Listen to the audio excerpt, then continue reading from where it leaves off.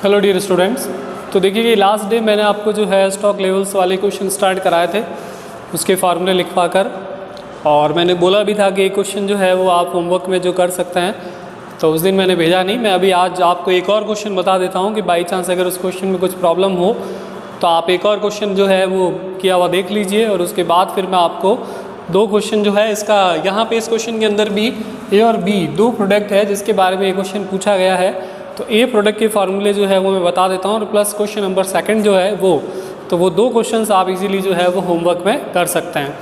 तो इस क्वेश्चन की फॉर्मेशन क्या है एक बार वो देख लेते हैं। इसमें नॉर्मल यूजेस दे रखा है, मतलब कि एवरेज आप कितना यूज़ करते हो 150 यूनिट्स, मैक्सिमम यूजेस दे रखा है वो है 225 यूनिट्स,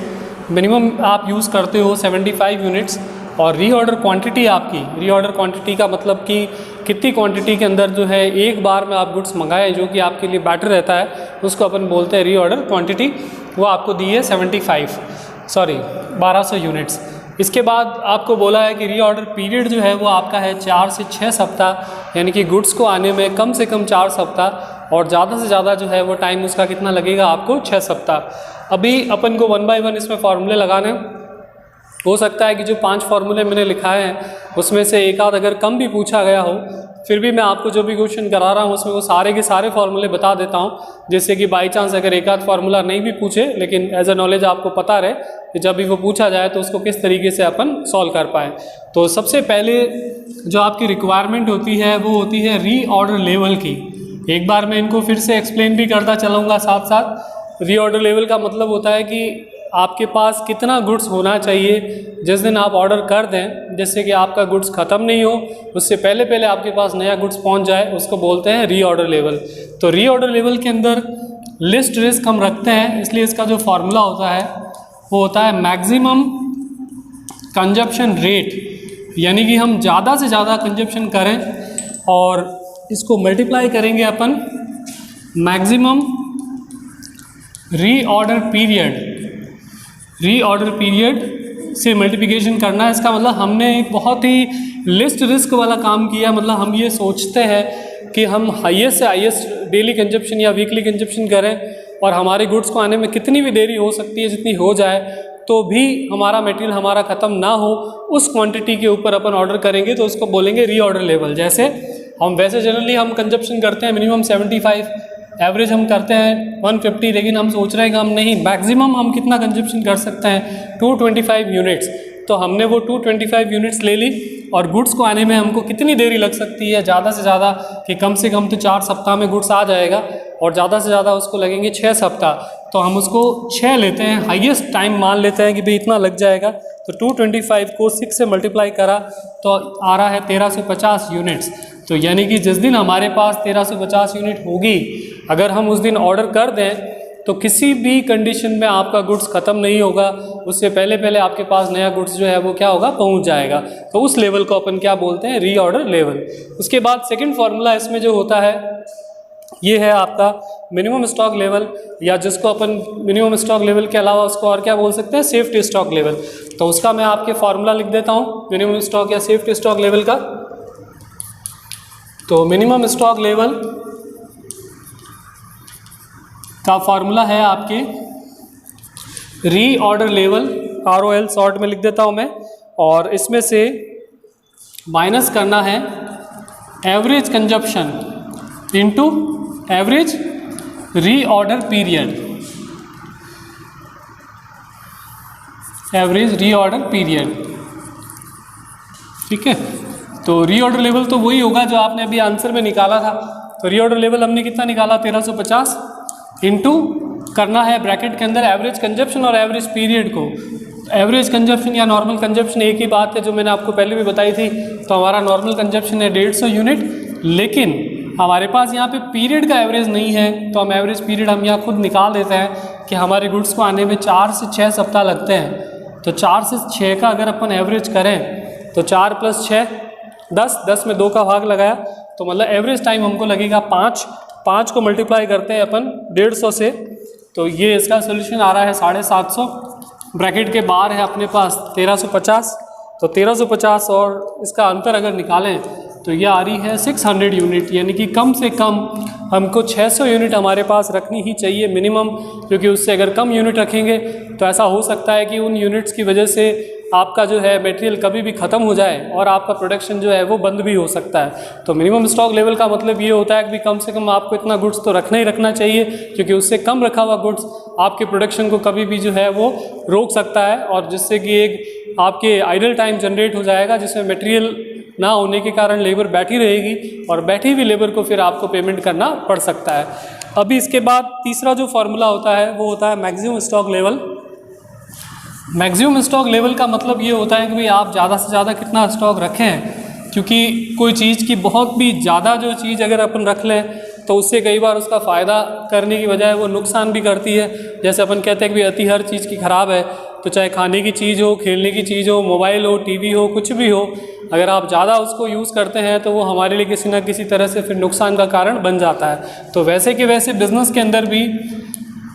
आप कम रेट के ऊपर अच्छा मटेरियल खूब सारा कलेक्ट कर सकते हैं, लेकिन फिर भी अगर आप बहुत ज़्यादा मात्रा में अगर स्टॉक को इकट्ठा करोगे तो आपको उसमें फ़ायदे की जगह कुछ नुकसान होंगे। जैसे स्टोरेज की आपकी समस्या बढ़ जाएगी, स्टोर कीपर आपको चाहिएगा, मटेरियल लॉस्ट होना, चोरी होना, ख़राब होना आदि का नुकसान आपको झेलना पड़ेगा, और उससे ये हो सकता है कि आप जो फ़ायदा उठाने वाले थे, इतने सारे लॉसेस आपको हो गए तो कि फ़ायदे की जगह उल्टा आपको उसमें क्या हो गया, फिर लॉस हो गया। तो इसका जो फार्मूला होता है, फार्मूला है रीऑर्डर लेवल, वही जो फर्स्ट आपने निकाला था, प्लस रीऑर्डर क्वांटिटी जो क्वेश्चन में जनरली दी हुई होगी, नहीं होगी तो फिर इसको भी कैसे निकालते हैं वो भी अपन देखेंगे, और इसको मल्टीप्लाई करना है मिनिमम कंजप्शन, कम से कम आप कितना कंजप्शन करते हो उससे, मिनिमम कंजप्शन रेट, और इसको मल्टीप्लाई करेंगे minimum reorder period, minimum reorder period के साथ। ठीक है, तो रीऑर्डर लेवल तो वही है 1350 जो सब में काम आ रहा है आपके, प्लस रीऑर्डर क्वांटिटी ए की लिखी है मैंने केवल, क्योंकि बी का आपको आंसर खुद करना है पूरा कंप्लीट, माइनस मिनिमम कंजप्शन, कम से कम कितना यूज़ करते हो 75,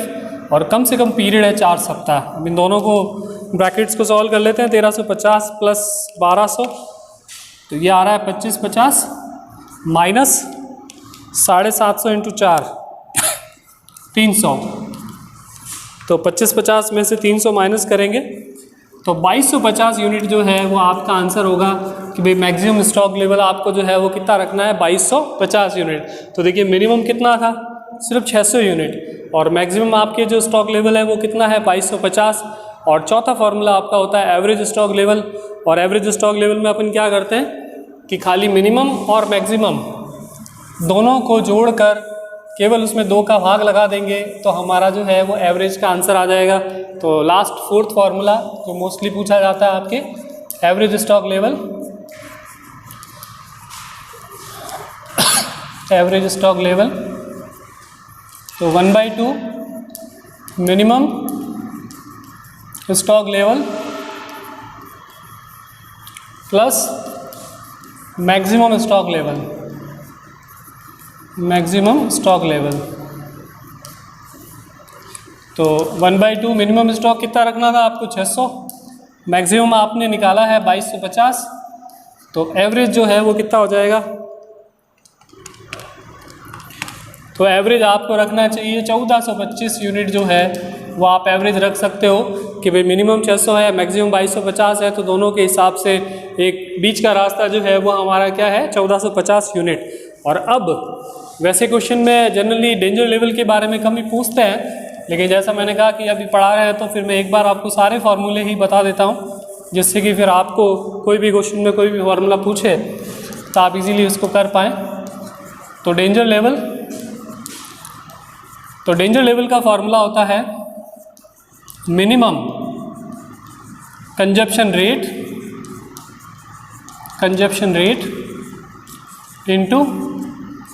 minimum reorder period, reorder period मतलब हम ये मान के चल रहे हैं कि हम कम से कम कंज्यूम्ड करेंगे और कम से कम ही अगर माल को आने में देरी लगेगी, तो हम बिल्कुल लिस्ट रिस्क के ऊपर गुड्स को रख रहे हैं कि हम मानते हैं कि हम मिनिमम यूज़ करें, टाइम भी मिनिमम लगे, तो उतना स्टॉक हम रखते हैं तो वो एक तरह से डेंजर लेवल को कंसिडर करेगा, बिकॉज अगर हमने थोड़ा सा ज़्यादा कंज्यूम कर दिया तो भी हमारा स्टॉक कम पड़ जाएगा, और अगर हमने गुड्स आने में हमारे थोड़ी बहुत देरी हो गई तो भी हमारा जो है वो स्टॉक प्रोडक्शन जो है वो उसकी वजह से रुक सकता है। तो हमारा मिनिमम कंजप्शन कितना था 75 और मिनिमम पीरियड था 4, तो 75 को अगर अपन 4 से मल्टीप्लाई करते हैं तो 300 यूनिट्स अगर हम रखते हैं तो ये 300 यूनिट जो होगी ये यूनिट्स आपकी जो है वो क्या बन जाएगी, डेंजर लेवल। और अब इसके बाद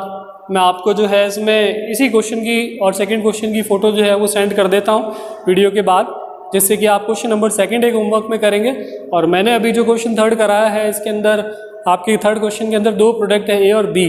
तो ए को मैंने आपके सॉल्व कर दिया है और बी वाला आप होमवर्क में करें। और अगर कोई इश्यू हो, किसी को प्रॉब्लम हो, तो मेरा नंबर है, उस पर आप पर्सनली जो है वो